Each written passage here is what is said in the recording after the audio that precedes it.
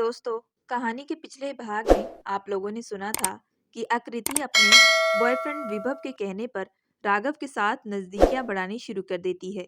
वह राघव के साथ डिनर के लिए बाहर जाती है, लेकिन जैसे ही वह डिनर करके वहां से लौटते हैं तो आकृति को कुछ लड़के छेड़ने लगते हैं। राघव उन लड़कों से आकृति को बचाता है, लेकिन उसके बाद आकृति की हालत बेहद खराब हो जाती है। वो बहुत ही ज्यादा पैनिक करने लगती है कि तभी राघव उसके होठों पर अपने होठ रख देता है और तभी दोनों के बीच में किस होनी शुरू हो जाती है। 15 मिनट तक उन दोनों के बीच किस चलती रही। फिर आगे तभी राघव आकृति से दूर हुआ और फिर कहने लगा कि सब ठीक है आकृति, अब हम घर वापस चलते हैं। इस वक्त आकृति भी बिल्कुल चुप हो चुकी थी, लेकिन उसके दिलों की धड़कनों का शोर राघव अच्छे से महसूस कर पा रहा था। आकृति का हाथ पकड़कर वह तुरंत उसे गाड़ी में बिठाकर सीधा अपने बंगले में जा पहुंचा। राघव ने आकृति को कहा कि तुम सीधे कमरे में जाओ और मैं गाड़ी पार्क करके आता हूँ। आकृति भी बिना देरी के वहां से जा चुकी थी। जैसे ही कमरे में पहुंची तो उसे विभव का कॉल आने लगा। आकृति ने सारी बात विभव को बता दी, लेकिन उसने विभव को यह नहीं बताया कि राघव की उसके साथ किस हो चुकी है। इन सारी बातों को सुनने के बाद विभव अभी भी आकृति से यह कह रहा था कि तुम अपने प्लान पर ध्यान दो आकृति। इस वक्त विभव को आकृति की बिल्कुल भी चिंता नहीं थी। उसने एक बार भी आकृति से पूछा नहीं कि तुम्हें चोट तो नहीं लगी, कहीं उन लड़कों ने तुम्हारे साथ कुछ गलत तो नहीं किया। लेकिन वह सिर्फ और सिर्फ उससे अपने प्लान के बारे में बात कर रहा था, और ये बात आज कहीं ना कहीं आकृति को भी खटकी थी। विभव अपनी ही बातें करने में लगा था कि तभी आकृति ने कहा, अच्छा मैं फोन रखती हूँ। यह कहकर उसने तुरंत फोन कट कर दिया। आकृति के लिए आज की रात बड़ी ही भयानक गई थी। वह कमरे में जाकर तुरंत लेट चुकी थी। दूसरी तरफ राघव अभी भी कमरे में नहीं आया था। वह स्टडी रूम में बैठकर कुछ सोच रहा था कि अगर आज वह वक्त पर ना आता तो शायद आकृति के साथ कुछ भी हो सकता था, और वह कभी भी अपने आप को माफ नहीं कर पाता। राघव आकृति से बहुत प्यार करता था, और ये बात उसने बचपन से लेकर आज तक कभी भी जाहिर नहीं की थी। उसकी आंखों के सामने आकृति का बार बार चेहरा नजर आ रहा था कि तभी वह बिना देरी किए अपने कमरे में गया और उसने देखा कि आकृति कमरे में सो रही थी, लेकिन वह नींद में बहुत ज्यादा बड़बड़ा रही थी। राघव बिना देरी किए आकृति के पास तुरंत गया और उसे जगाने लगा। तभी आकृति चिल्लाती हुई उठी और उसने कस कर राघव को अपने गले लगा लिया। इस वक्त आकृति की हालत बहुत ज्यादा खराब हो चुकी थी, और यह बात राघव अच्छे से समझ पा रहा था। राघव कुछ देर उसके पास वहीं बैठा रहा और फिर उसके बालों पर अपनी उंगलियां चलाने लगा, जिससे कि आकृति शांति से सो चुकी थी। करीब 3 घंटे बाद आकृति गहरी नींद में जा चुकी थी, लेकिन जैसे ही उसके बाद राघव वहां से उठने वाला था कि आकृति ने उसका हाथ कसकर पकड़ लिया था। यह देखकर राघव के चेहरे पर एक स्माइल आ चुकी थी। उसने आकृति के माथे पर एक हल्की सी किस की और उसके बाद बस अपना हाथ छुड़ाकर सोफे पर जाकर लेट चुका था। आज की रात राघव को बिल्कुल भी नींद नहीं आ रही थी। बस सुबह 5 बजे जाकर सोया था। सुबह जैसे ही उठा उसने देखा कि आकृति रूम में नहीं थी। आकृति नहाकर वॉशरूम से जैसे ही बाहर आई, उसके बाल गीले थे जो उसके चेहरे पर आ रहे थे, जो कि उसके बालों से पानी गिर रहा था, जो आकृति की खूबसूरती को और निखार रहा था। राघव कुछ देर उसकी आंखों में खो चुका था कि तभी आकृति सामने आई और उससे पूछने लगी, तुम चाय नाश्ता यहीं पर करोगे क्या? जाकर फ्रेश हो जाओ। राघव आकृति की बात सुनते ही तुरंत वॉशरूम चला गया, और जैसे ही 15 मिनट के बाद वॉशरूम से बाहर आया तो रोज की तरह उसने अपनी बॉडी पर एक टॉवल लपेटा हुआ था, जिसे देखकर आकृति की नजरें राघव पर जाने लगी, और तभी उसने राघव की बॉडी पर कुछ चोटों के निशान देखे। वह देखकर वह तुरंत उसके पास आकर खड़ी हुई और कहने लगी, ये चोट कल की वजह से लगी है ना? तुमने अभी तक दवा भी नहीं लगाई। राघव इससे पहले कुछ बोलता कि तभी आकृति बाहर जाकर एक फर्स्ट एड बॉक्स लेकर आई और उसने राघव की पीठ पर दवा लगानी शुरू कर दी। तभी आकृति यह कहने लगी, क्या जरूरत थी इन लड़कों को मारने पीटने की? यह बात सुनते ही राघव ने अपने हाथों की मुट्ठी बना ली और उसने तुरंत आकृति की तरफ देखते हुए कहा, उन लोगों की हिम्मत कैसे हुई तुम्हें छूने की, तुम्हें चोट पहुंचाने की? मेरा बस चलता तो मैं उन्हें जान से मार देता। ये कहते ही राघव की आंखों में गुस्सा साफ नजर आ रहा था, जो कि आकृति अच्छे से समझ सकती थी। तभी राघव आकृति से दूर हुआ और तुरंत क्लोजेट रूम में चला गया। आकृति वहीं खड़ी होकर कुछ सोच रही थी कि तभी उसका फोन बजना शुरू हो चुका था। उसने देखा कि विभव का कॉल आ रहा था। वह बिना देरी किए फोन लेकर बालकनी में चली गई। जैसे उसने फोन रिसीव किया तो दूसरी तरफ से, हेलो डार्लिंग, क्या हुआ? तुम मुझसे नाराज हो क्या? कल रात को मैं तुमसे बात कर रहा था तो तुमने बिना बताए बाय बोले ही फोन काट दिया। तभी आकृति गुस्से में, तुम्हें मेरी बिल्कुल भी कोई चिंता नहीं है। उन लड़कों ने मेरे साथ कुछ गलत तो नहीं किया। तुमने यह नहीं पूछा और तुम सिर्फ और सिर्फ किसी और चीज के बारे में बात कर रहे थे। ये सुनते ही कुछ देर के लिए विभव शांत हो चुका था। वह तुरंत कहने लगा, आकृति मुझे माफ कर दो, लेकिन मैं क्या करता। आज जो कुछ भी हो रहा है उस राघव की वजह से हो रहा है। वह तुम्हें डिनर करने के लिए बाहर लेकर ही क्यों गया? अगर नहीं लेकर जाता तो तुम्हारे साथ ये सब भी ना होता। मुझे गुस्सा आया और मैं तुमसे बस प्लान की बातें कर रहा था। मुझे माफ कर दो डार्लिंग, मैं तुमसे बहुत प्यार करता हूँ। आकृति फिर से कहीं ना कहीं विभव की बातों में आ चुकी थी। तभी विभव मौके का फायदा उठाते हुए, आई लव यू बेबी। दूसरी तरफ से Aakriti, I love you too sweetheart. तभी विभव आकृति से कहने लगा, आकृति अब मैं जो कहने जा रहा हूँ तुम्हें वह करना पड़ेगा। हम 2 दिन के अंदर ही शहर छोड़कर हमेशा के लिए दूर चले जाएंगे। दूसरी तरफ से इन सब से अनजान राघव तैयार होकर जैसे ही बाहर आया तब वह आकृति को ढूंढने लगा था। उसने देखा कि आकृति बाहर बालकनी में किसी से फोन पर बात कर रही थी। जैसे ही वह उसकी तरफ बढ़ने लगा कि तभी आकृति कहने लगी, सब कुछ प्लान के मुताबिक होगा। ये सुनते ही राघव कहने लगा, आकृति। राघव की आवाज सुनते ही तभी आकृति हड़बड़ाते हुए तुरंत फोन काट दी और फिर हैरानी से देखने लगी और मन में सोचने लगी, कहीं राघव ने मेरी बातें तो नहीं सुन ली।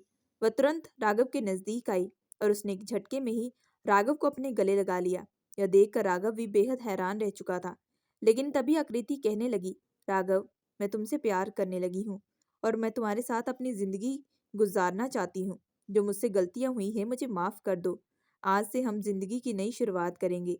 ये सुनते ही राघव के फेस पर स्माइल आ चुकी थी। तभी आकृति ने कहा, तुम अब नाश्ता करके ऑफिस जाओ। आज रात तुम्हें एक बहुत ही अच्छा सरप्राइज मिलेगा। और तभी आकृति ने राघव के माथे पर किस की और वह तुरंत वहां से जा चुकी थी। सारा दिन ऐसे ही बीत चुका था। राघव ऑफिस में काम कर रहा था तो दूसरी तरफ आकृति ने रूम को बहुत अच्छे तरीके से डेकोरेट किया था। आज पूरा रूम एक वेडिंग रूम लग रहा था, जिस पर हर जगह बैलून और फूलों से सजावट की थी। इधर आकृति विभव से बात करते हुए, आज रात सब कुछ हमारे मुताबिक होगा। तभी उसे बाहर से किसी की आहट की आवाज आई। आकृति समझ चुकी थी कि इस वक्त राघव ही कमरे में आ रहा है। उसने तुरंत फोन कट कर दिया। जैसे ही राघव कमरे के अंदर दाखिल हुआ तो उस पर गुलाब के फूल बरसने लगे थे। यह देखकर राघव की स्माइल बड़ी हो चुकी थी कि तभी पीछे से किसी ने उसे कसकर पकड़ लिया।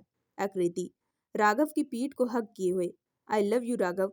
तभी राघव आकृति का हाथ पकड़कर उसे अपने सामने करता है और यह देखकर कहने लगता है, इन सब की क्या जरूरत थी। राघव के गले में अपना हाथ डालकर आकृति, आज हम अपने नए रिश्ते की शुरुआत करेंगे, इसलिए मैं बस ये छोटा सा प्लान की हूँ। तुम्हें अच्छा लगा? ये सुनते ही राघव के फेस पर एक रहस्यमय मुस्कुराहट आ चुकी थी। वह तुरंत आकृति की कमर पर अपनी पकड़ मजबूत करते हुए कहने लगा, आकृति प्यार जो होता है ना वह दिल से होता है, उसमें यह सब की जरूरत बिल्कुल भी नहीं पड़ती।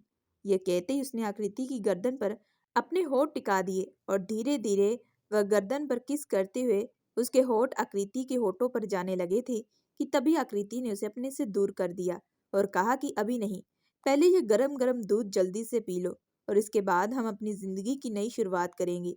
राघव भी बिना देरी किए वह दूध पी लेता है और जैसे पीता है वह आकृति की तरफ बढ़ता है और आकृति के होठ पर अपने होठ जैसे ही रखता है कि उसकी आंखें तुरंत बंद हो जाती है।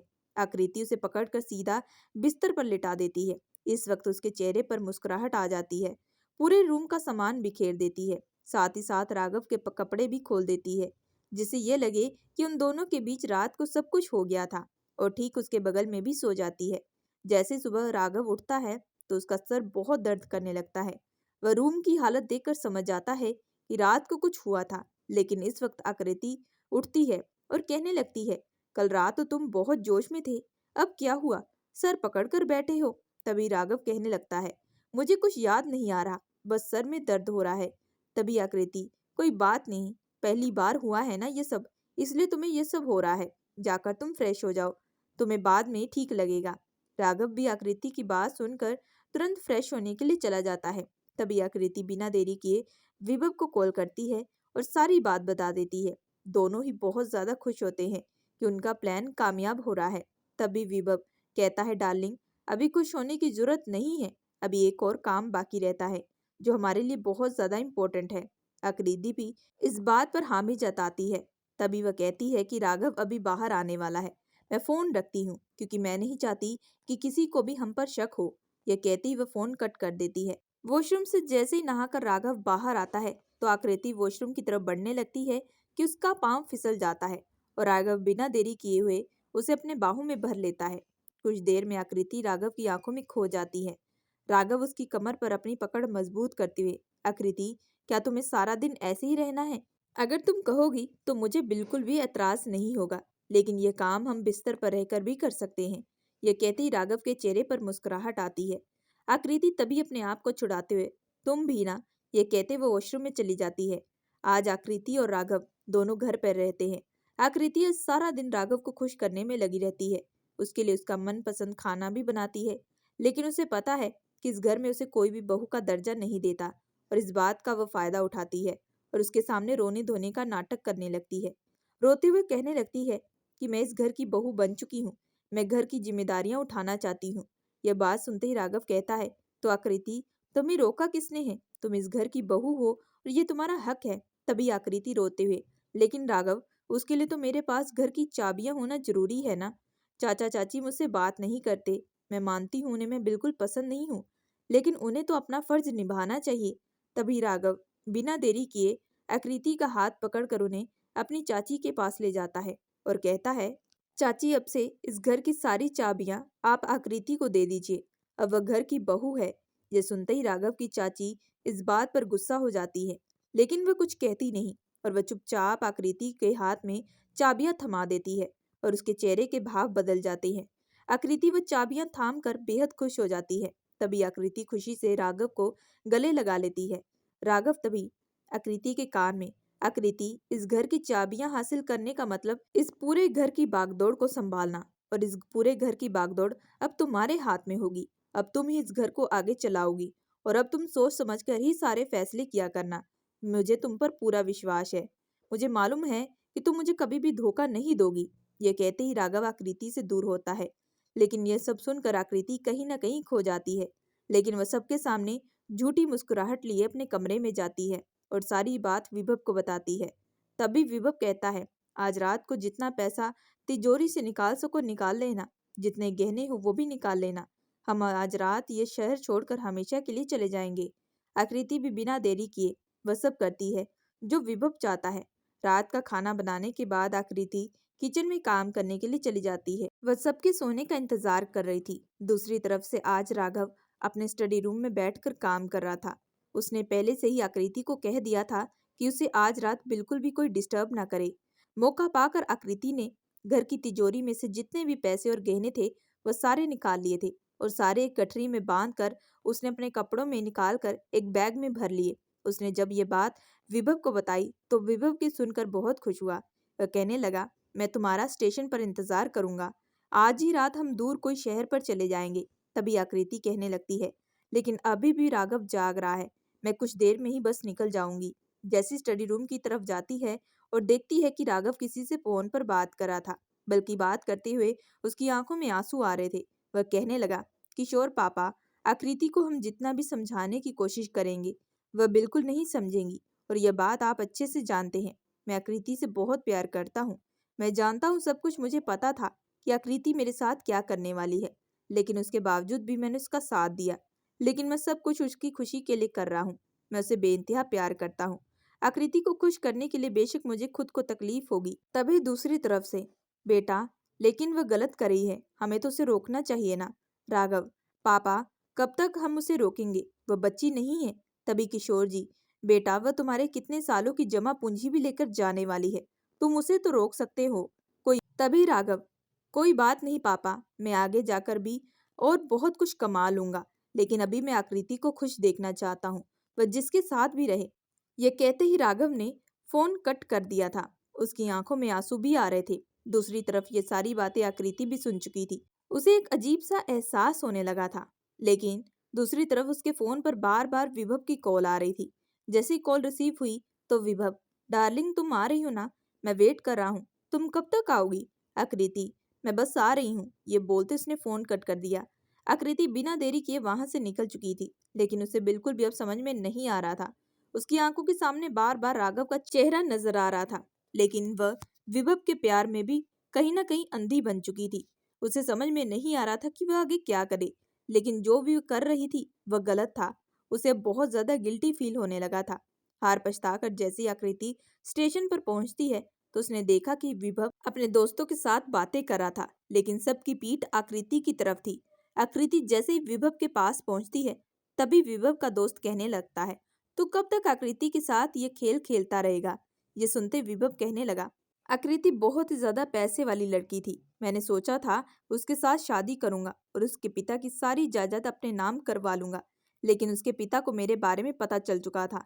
इसी वजह से उसने अपनी बेटी की शादी राघव से करवा दी, लेकिन राघव भी कम पैसे वाला नहीं है। मैं नहीं चाहता कि आकृति मेरे हाथ से निकले। इसी वजह से मैं जल्द से जल्द अपना प्लान बनाना शुरू कर दिया था और उस प्लान में आकृति भी मेरा साथ देने लगी थी। आकृति को हमेशा यही लगता है कि मैं उससे प्यार करता हूँ, लेकिन मैं सिर्फ और सिर्फ उसके पैसे से प्यार करता हूँ। आकृति ये सारी बातें सुनकर गुस्से से विभव आकृति की आवाज सुनकर विभव दूसरी तरफ देखने लगता है। विभव आकृति को देखकर बेहद हैरान रह चुका था। विभव आकृति की तरफ बढ़ते हुए कहने लगा, आकृति I love you, you know ना। तभी आकृति, आई नो वेरी वेल, मुझे नहीं बल्कि मेरे पापा के पैसों से प्यार करते हो। मैंने सब कुछ सुन लिया है। तुम कैसे ये सब कर सकते हो? मैंने तुम्हें सच्चे दिल से प्यार किया, तुम्हारे लिए अपने पिता से भी झगड़ा किया और अपने भोले भाले पति का भी इस्तेमाल किया। मेरे पापा ने कई बार मुझे समझाने की कोशिश की, लेकिन मैंने उनकी एक बार भी नहीं सुनी, बल्कि तुम्हारे ऊपर पूरा विश्वास रखा। तभी विभव हंसते हुए, चलो अच्छा हुआ, तुम्हें आज सारी सच्चाई मालूम हो चुकी है। अभी पैसों का बैग मुझे दे दो। तभी आकृति, नहीं, ये तुम्हें मैं बिल्कुल नहीं दूंगी। ये किसी की जिंदगी की मेहनत है जो मैं इसे ऐसे ही किसी घटिया इंसान को नहीं सौंप दूंगी। ये सुनते विभव और उसके दोस्त आकृति को पकड़ने लगे थे। आकृति भी बिना देरी किए वहां से भागना शुरू कर दी। तभी एक लड़के ने आके जाकर आकृति को पकड़ लिया, लेकिन आकृति ने भी इस बार जोरदार मुक्का उसके मुंह पर मारा, जिसकी वजह से वह दूसरी तरफ जाकर गिरा। वह तुरंत वहां से भागना शुरू कर दी। वह मन में कहने लगी, मैं इस बार बिल्कुल भी गलत नहीं होने दूंगी। बहुत गलत कर लिया है मैंने। राघव, तुम्हारे साथ जो भी किया है मैंने, वह बहुत गलत था, लेकिन अब मैं उसे ठीक करके ही रहूंगी। भागते भागते आकृति स्टेशन के नजदीक एक पुलिस स्टेशन में चली जाती है। उसने तुरंत जाकर विभव और उसके दोस्तों की कंप्लेंट दर्ज करवा दी। आकृति इस वक्त काफी डरी हुई थी। इसी वजह से पुलिस ने बिना देरी किए आकृति के पिता और उसके हस्बैंड को कॉल करके पुलिस थाने बुला लिया। राघव और किशोर जी आकृति को पुलिस स्टेशन देखकर हैरान रह चुके थे। राघव तुरंत आकृति के पास आया और उसे अपने गले से लगा लिया और पूछा कि तुम ठीक हो ना? तुम्हें क्या हुआ? तुम यहाँ पर क्या कर रही हो? तभी आकृति गुस्से में, यह बात तो मुझे तुमसे पूछनी चाहिए। अगर मैं गलत राह पर जा रही थी तो तुम मुझे रोक भी सकते थे। तुमने क्यों ये सब होने दिया? तुम जानते थे कि मैं तुम्हारे साथ वह सब प्लान कर रही हूँ, लेकिन तुमने उसके बाद भी मेरा साथ दिया। कैसे कर सकते हो तुम ये सब? तुम्हारा दिल इतना बड़ा कैसे हो सकता है? तभी राघव अपनी नजरें झुकाए, क्योंकि मैं तुमसे बेइंतहा प्यार करता हूँ। मैं तुम्हें तकलीफ नहीं देना चाहता था। तुम्हारी खुशी में मेरी खुशी थी। तभी आकृति राघव को हक किए हुए, मैं तुमसे सच में प्यार करने लगी हूँ। जो भी अब तक हुआ वह मेरी बहुत बड़ी गलती थी। मुझे पता है इससे पहले भी मैं अपनी गलती मान चुकी थी, लेकिन वह सब दिखावा था। लेकिन अब दिल से माफी मांग रही हूँ। मेरी आंखों की पट्टी अब खुल चुकी है। मुझे विभव की सच्चाई मालूम हो चुकी है। तभी आकृति अपने पिता किशोर जी की तरफ देखते हुए, पिताजी मुझे माफ कर दीजिए, मैं आपकी बात ना सुनी। यह कहती आकृति खूब रोने लगती है। आकृति के पिता भी अपनी बेटी की आंखों में आंसू देखकर उसे तुरंत गले लगा लेते हैं और कहने लगते हैं, जो हुआ उसे भूल जाओ और अपनी जिंदगी की नई शुरुआत करो। उसके बाद से आकृति और राघव खुशी खुशी अपनी जिंदगी बिताने लगते हैं। राघव को भी आकृति का प्यार मिल चुका था और आकृति भी राघव के साथ इस रिश्ते को बखूबी से निभाने लगती है। उसने घर की जिम्मेदारियों को बहुत अच्छे से निभाना शुरू कर दिया था। दूसरी तरफ जेल में विभव को भी उसकी किए की सजा मिल जाती है। ऐसी इंटरेस्टिंग कहानियां सुनने के लिए हमारे चैनल को लाइक और सब्सक्राइब जरूर करिएगा एंड बेल आइकन का बटन जरूर दबाइएगा।